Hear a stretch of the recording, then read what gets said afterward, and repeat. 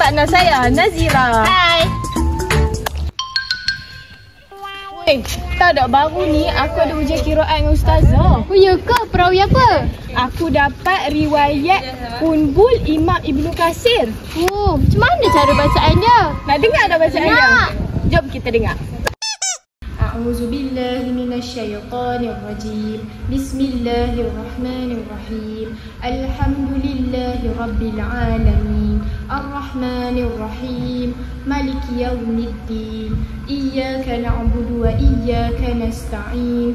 Ihdinas siratal mustaqim. Siratal ladzina an'amta 'alaihim ghairil maghdubi 'alaihim waladdallin.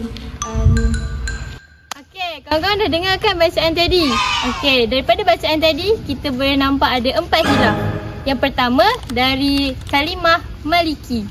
Kalau ikut bacaan asal kita akan baca secara maliki, tapi mengikut riwayat tadi kita akan baca secara maliki.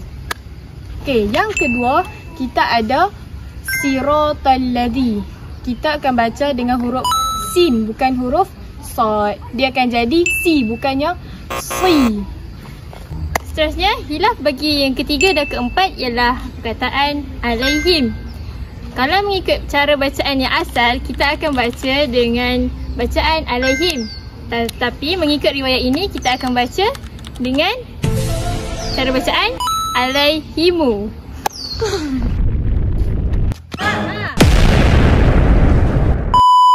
Kawan-kawan dah dapat ilmu baru?